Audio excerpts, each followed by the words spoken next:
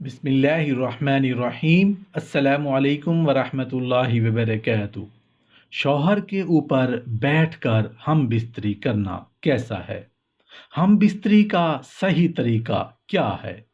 हम बिस्तरी कैसे करनी चाहिए? एक फीमेल का क्वेश्चन आया जी कि ये सवाल पूछने के लिए मैं बहुत शर्मा रही हूँ, लेकिन मैं जानना चाहती हूँ कि क्या ये गलती है या नहीं।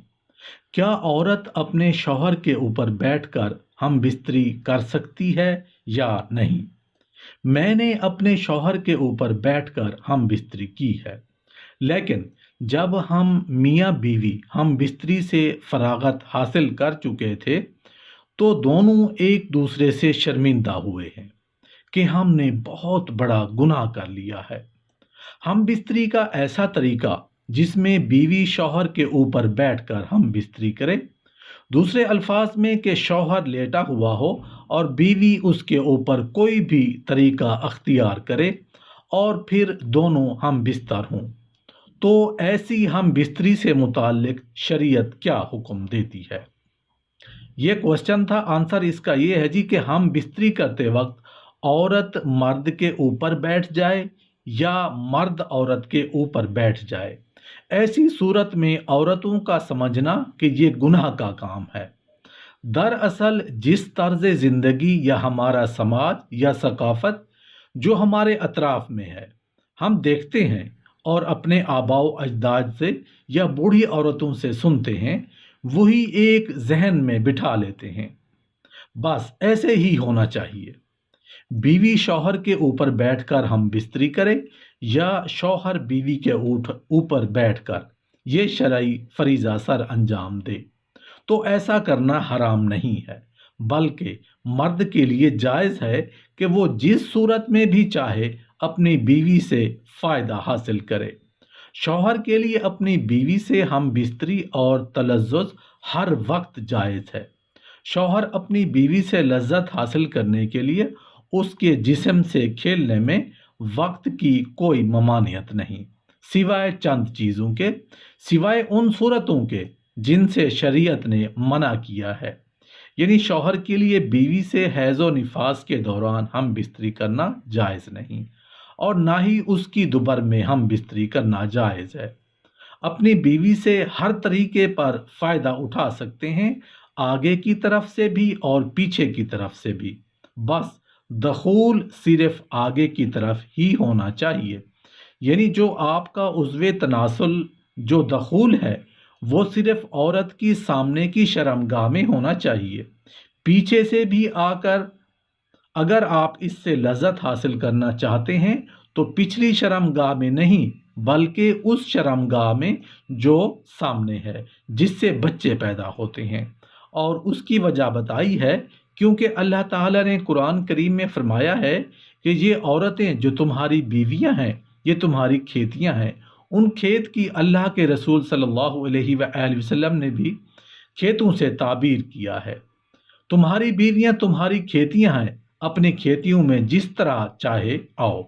अलबत्ता रसूलुल्लाह सल्लल्लाहु अलैहि वसल्लम के फरमान के मुताबिक बीवी की पिछली शर्मगाह में उज़्वे तनासुल दाखिल करना हराम है, क्योंकि अल्लाह के रसूल सल्लल्लाहु अलैहि वसल्लम ने इस तर्ज पर के पिछली शर्मगाह में दाखिल किया जाए, ये जायज़ नहीं। तो अगर बीवी शौहर के ऊपर आती है या शौहर बीवी के ऊपर आता है, या औरत के पीछे से जो सामने वाली शर्मगाह है उसमें उज़्व तनासुल दाखिल किया जाता है, तो ये तमाम तरीके जायज़ हैं और अल्लाह ताला ने उन्हें उसमें कोई ममानियत की दलील नहीं है। बेशक अल्लाह ताला हक बात से शर्म महसूस नहीं करता, लेकिन इत्तिबा का कहना है कि हम बिस्तरी का ऐसा तरीका जिसमें बीवी शौहर के ऊपर बैठकर हम बिस्तरी करती है, तो ऐसा तरीका शौहर के लिए नुकसानदेह है, क्योंकि बीवी शौहर के ऊपर लेटेगी तो उसका पानी यानी बीवी की मनी शौहर के उज़्वे तनासुल यानी आला तनासुल पर उतरेगा और ये उसके उज़्व के लिए ख़तरात का बायस बनेगा। इसमें कोई शक नहीं कि इस तरीके से हम बिस्तरी करना हलाल और जायज़ है, लेकिन शौहर पर लाजिम है कि वो इस तरीके से बचे। کیونکہ یہ اس کے لیے نقصان دہ ہے۔ بیوی سے ہم بستری کی بدترین کیفیت وہ ہے کہ ہم بستری کے وقت شوہر نیچے اور بیوی اوپر ہو۔ قرآن و حدیث کے اشارات و تصریحات سے تو اس کی نفی ہوتی ہے، یعنی کہ یہ جائز ہے، لیکن اس کیفیت میں طبی نقصان کا بھی پہلو پوشیدہ ہے، اس لیے کہ اس صورت میں شوہر کی منی کا اخراج پورے طور پر نہیں ہوتا، عضو تناسل میں اس کا کچھ حصہ رکا رہ جاتا ہے جو بعد میں سڑتا اور نقصان اور فساد کی مختلف صورتیں اختیار کر لیتا ہے۔ نیز اس صورت میں مرد کے عضو تناسل میں بیوی کے عضو مخصوصہ سے بہت سی رطوبتیں آ کر جمع ہو جاتی ہیں، یہ بھی مختلف پہلوؤں سے نقصان کا باعث ہے۔ اس کا مستقل نقصان اپنی جگہ ہے کہ ہم بستری کی اس حیت میں اس تکرار حمل اور بچے کی پیدائش کا امکان بہت کم رہتا ہے۔ بیوی سے ہم بستری کے دوران شوہر جلدی فراغت حاصل کر لیتا ہے اور بیوی کو فراغت نہیں ہوتی، جس کی وجہ یہ ہے کہ عورت فطری طور پر مرغوب طبیعت ہے اور اس کے اعضائے جنسی پوشیدہ ہوتے ہیں، اس لیے اس کے انزال میں دیر لگتی ہے۔ مرد گرم طبیعت اور اس کے اعضائے جنسی ظاہر اور باہر ہوتے ہیں، اس لیے وہ جلدی فراغت حاصل کر لیتا ہے۔ بیوی سے ہم بستری یعنی مباشرت کے دوران اگر شوہر پہلے فارغ ہو جائے تو اسے بیوی کے فارغ ہونے تک اسی حالت پر برقرار رہنا چاہیے، اور دونوں کے سکون اور فراغت کی اہم علامت یہ ہے کہ ان دونوں کو ذہنی اور جسمانی اطمینان حاصل ہو جائے۔